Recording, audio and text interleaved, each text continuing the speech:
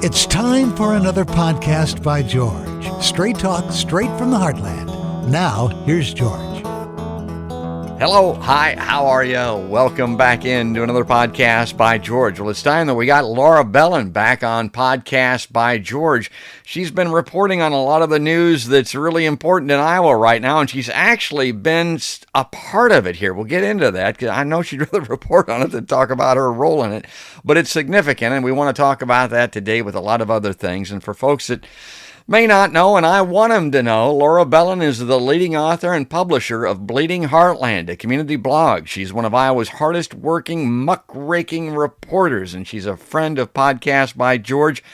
It isn't just me that's saying that, folks. The Washington Post named Belin as one of Iowa's outstanding political reporters in 2020 and previously named Bleeding Heartland among the best state-based political blogs. Politico put Belin on its list of early state must-follows, and Charles Pierce of Esquire's called Bleeding Heartland an essential Iowa political blog. In early 2021, Laura began working part-time as the State House correspondent for KHOI Community Radio in Ames, 89.1 FM. I used to be on FM radio in Ames a few decades ago, where she regularly appears on the program Capital Week. Now, this is important because it's going to play into what we're talking about here as far as her not only bona fides, but credentials and reasons for being allowed into the governor's news conferences and other things, or the fact that she should be anyway. So anyway, let's get her on in here. Laura, welcome back to Podcast by George.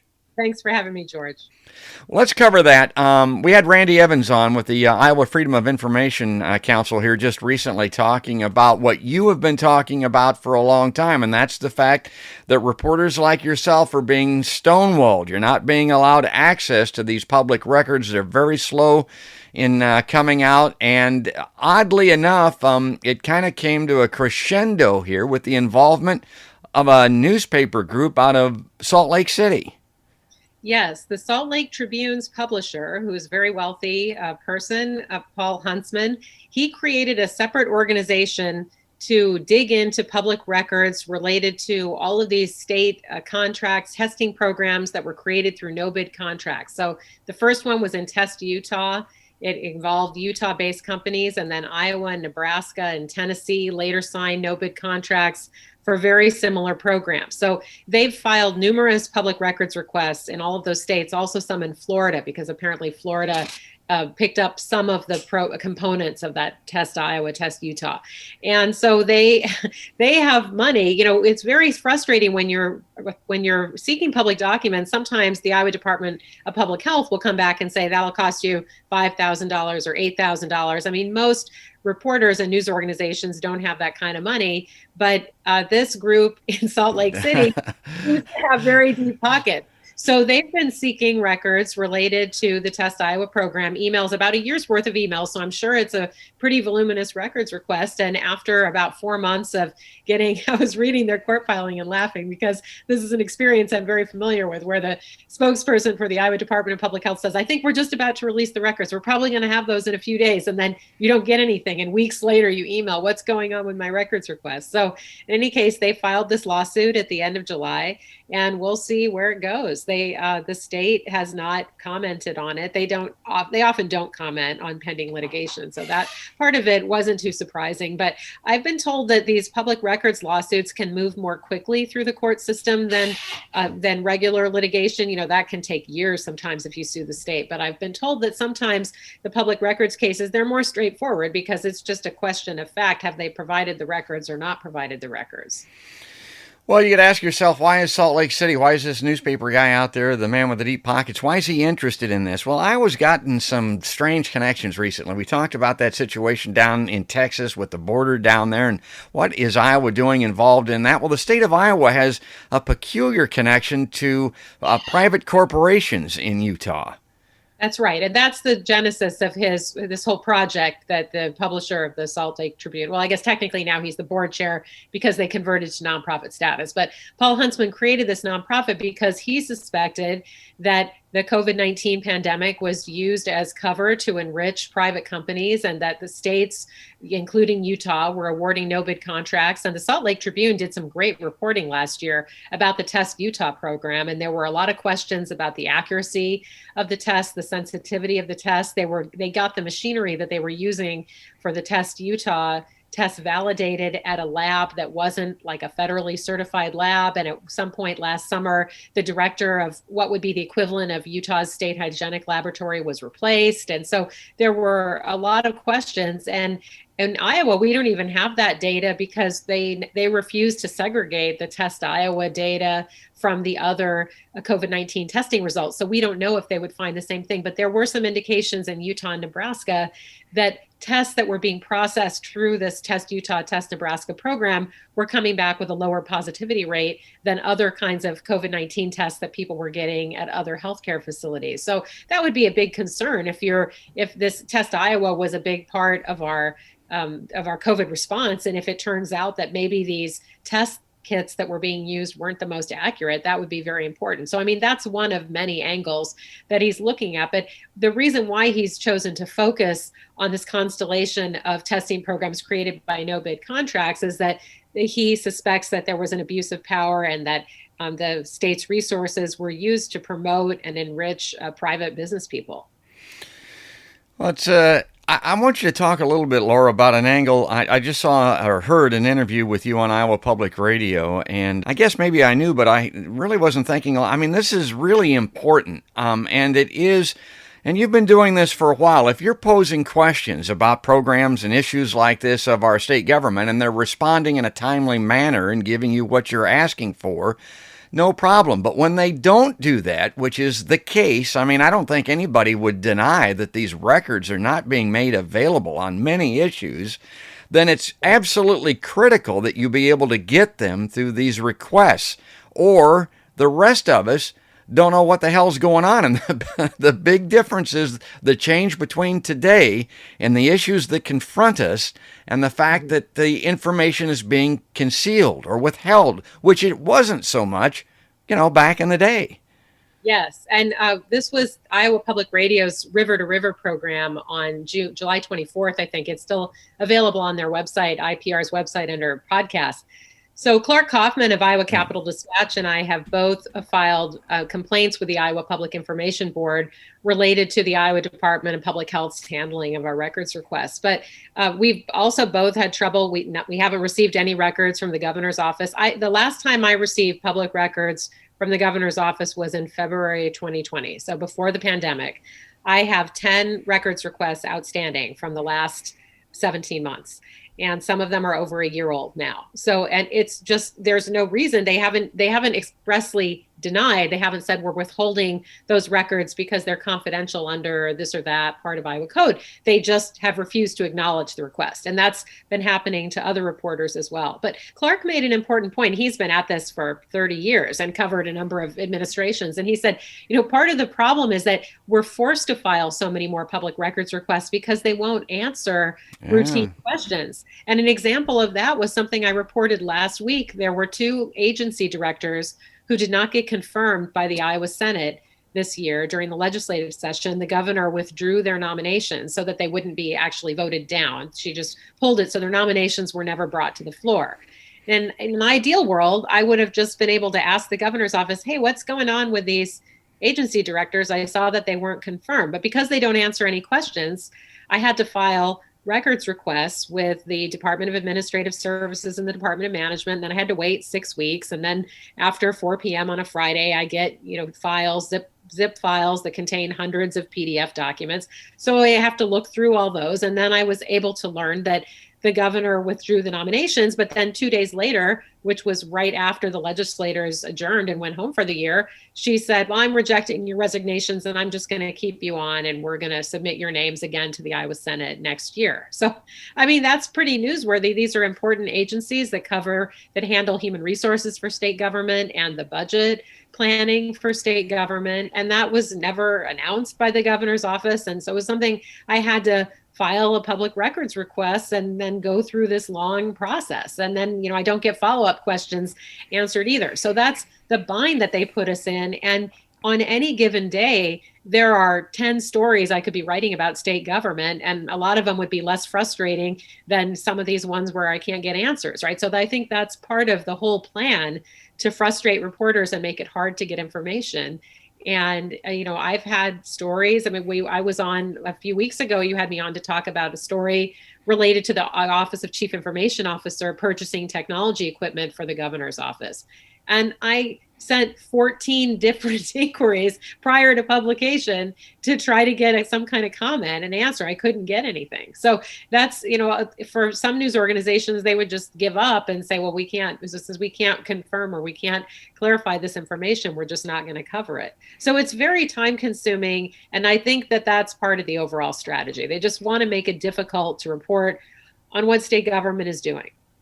Well, it's time consuming, and there's also an expense associated with it. You mentioned the fellow out there in Salt Lake City that has the ability to pursue it like he has. And again, I would encourage everybody to go to bleedingheartland.com, become a patron there, folks. Chip in a little bit, because Laura is having to pay to access these records for information which should be made readily available. And, in the past, we would say that this is important for us to have knowledge and information, and it's important for politics and stuff. But in this pandemic world that we're living in, I don't want to be too spooky about all of this, but this information could literally be life and death. I mean, that's the difference today compared to yesterday and the access of these records. Well, that's the insult. So let's talk about the injury. Let's talk about the insult on top of that, as I like to put on the podcast. You got into a news conference. You actually were allowed in, or I don't know how it happened exactly, but you got into a Reynolds news conference, but that's ended. Right.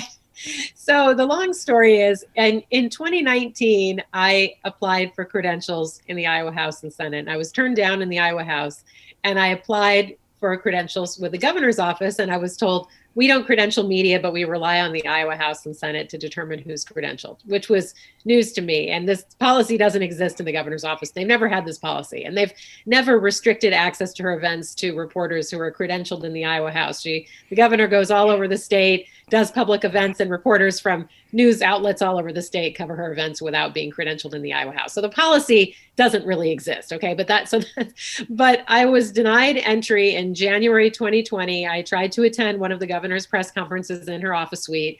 Her press secretary, Pat Garrett, just physically blocked my path and said, you can't go into the room. So I have that on tape, and he said, you're not in the media.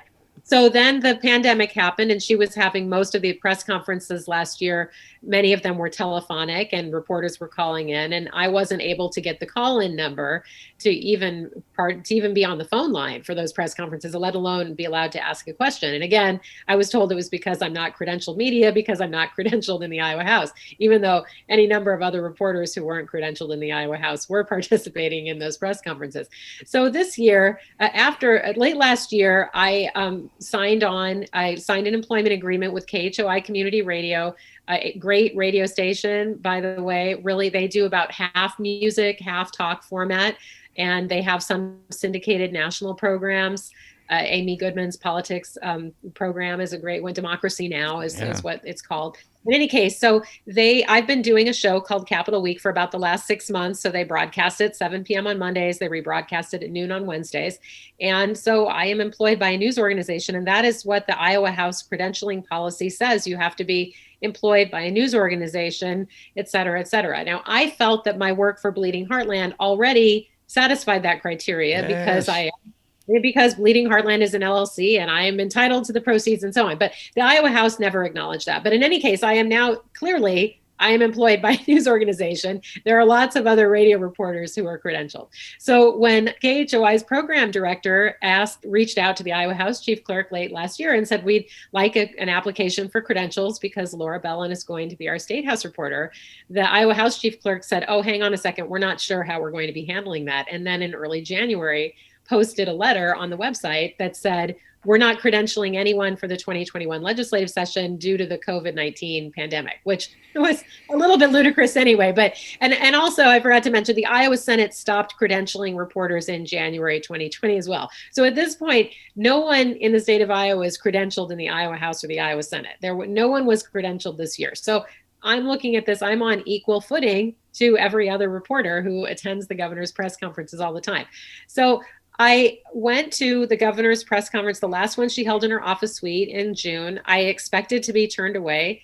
I was surprised that nobody stopped me from entering the room. Nobody asked me to leave the room once I was there. And I thought, well, maybe they got legal advice that they can't block me from the press conferences anymore. The Institute for Free Speech, which is a national organization, actually a conservative organization, they had sent a legal memo to the governor's office and the legislative leadership in April of 2019 saying I should be credentialed. But so I thought, well, maybe this is all resolved now. But in fact, when I tried to attend the governor's press conference in July, where she was discussing this mission of sending the Iowa State Patrol down to Texas, her press secretary was ready for me outside the Iowa Department of Public Safety building. And he said, you can't go in because you're not credentialed media.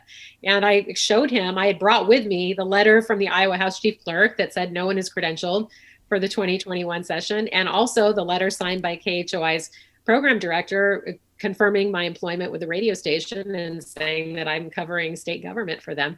And he took those letters and said he would review it and get back to me, but he said that I wasn't allowed inside. And I said, well, why was I able to cover the last press conference? And he said, it just happened. You were able to get in, but I'm here now. So let's take a quick break here and listen to this recording. And she just happened to have the recorder rolling, and that's always critical. I always tell people, always roll. Always have something recording so that you can catch something like this. But this is Laura Belin being denied access to the governor's news conference. Said. Apologies. They're making people sign in on the left, just so you know. Got it. Okay. I appreciate you providing this, though, and so let me take a look at it. But I'm not going to. I have to look at it first. We're about to get started in like 20 minutes. And what was the reason for allowing me in the June press conference? Honestly, I was not. it just happened. You were able to get in. I'm here now. So your policy is that I'm not allowed into the press conferences on what basis? So again, I will give you an email back. But thank you for giving this to me, Laura. I appreciate it. Okay? And who is credentialed? Who you are allowing in the meeting? Thank you for coming. Thank you for giving me this. I will get back to you. Who is credentialed in that room?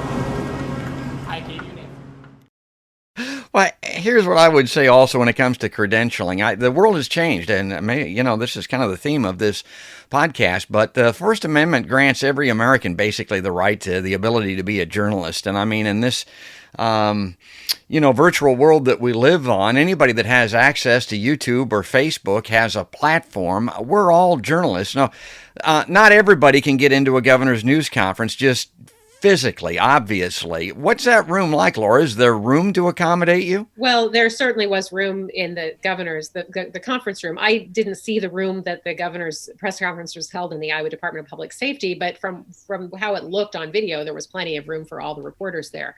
I should say that the Institute for Free Speech offered in 2019 to help the governor's office and the legislature craft a credentialing policy that would be constitutional and would allow them to have some limits. It wouldn't just say that anyone with a Twitter account is credentialed, right? You would have to be able to demonstrate that you were doing a substantial amount of original reporting about state government. So it's reasonable for them to say that we want to have some limits, right? But I'm doing a lot of original reporting on state government. Oh, yeah. When you look at something like the governor's telephonic press conferences, there's no natural limit to how many people can be exactly.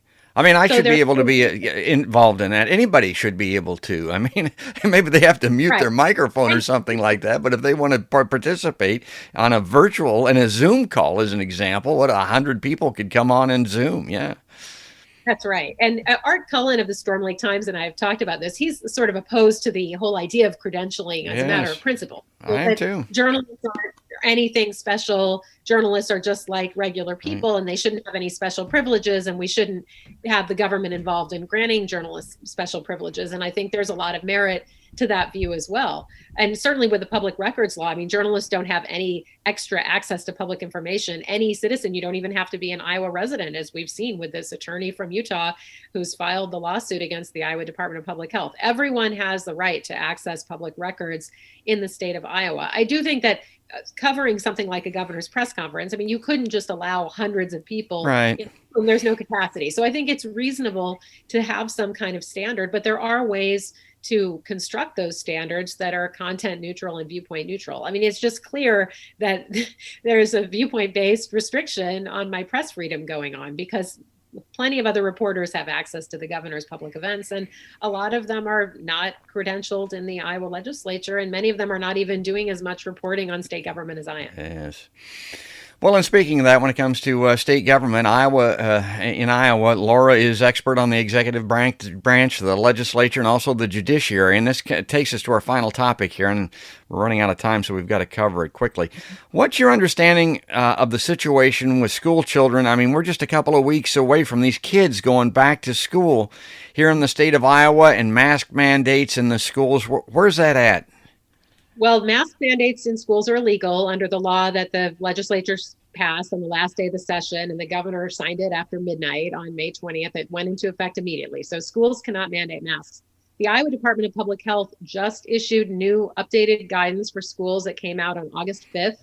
And it's kind of a sick joke. I mean, it doesn't even encourage masks. It doesn't say, of course, the CDC and the American Academy of Pediatrics are encouraging universal masking in schools, and we know that that can't be required under Iowa law, but it could still be encouraged. The Iowa Department of Public Health guidance says that schools should allow people to voluntarily wear masks if they want to. There is also no surveillance testing in schools. The Iowa Department of Public Health is discouraging schools from quarantining exposed students, and there's not going to be any social distancing in the vast majority of classrooms. So what we're going to have is students who test positive are asked to stay home. Students with symptoms are asked to stay home, but a lot of kids have mild cases and don't have symptoms. So kids who were exposed to a confirmed positive case of COVID-19, even if they were sitting 3 feet away all day in a classroom, are going to be able to keep coming to school, and many of them are going to be spreading the virus. Oh, and also schools are no longer going to be doing contact tracing under the Iowa Department of Public Health guidance. So we won't even know how much spread there is at schools. And I just think we're walking kids right into a buzzsaw. I mean, to see what's happening in Florida and Arkansas, they're setting records for children's hospitalizations right now because of this Delta variant. And we know the Delta variant is the predominant variant in Iowa as well. So I'm very concerned. I mean, I'm fortunate my children are old enough to be vaccinated. I feel great sympathy for people whose kids are too young to be vaccinated, and they have some very tough decisions facing them in the next couple of weeks. Well, I think that's key. I mean, you got to remember these kids are not vaccinated. The younger children in particular, and this Delta variant is much more infectious, much more likely they're going to get it, and much more likely they're going to get really sick if they do get it. Now, I can look at this and I think sometimes when I hear you talk, okay, the state of Iowa is wanting to not do some of these things and tell people what to do because they're afraid of being sued by parents of a certain mind. Maybe that's a possibility. But then I look at it and I think this is all political, and the contact tracing part of it sounds, I mean, what's the justification for not doing that? It looks very political. In early July, the Iowa Department of Public Health announced that it was suspending most contact tracing except in congregate settings and clusters in workplaces. So if a nursing home has an outbreak, they'll still do contact tracing. But just generally, I think the state government wants to put this pandemic behind us. And I find it offensive that the state medical director, who's a board certified pediatrician, is flouting the recommendations of the American Academy of Pediatrics. I mean, not to even encourage masking for unvaccinated people.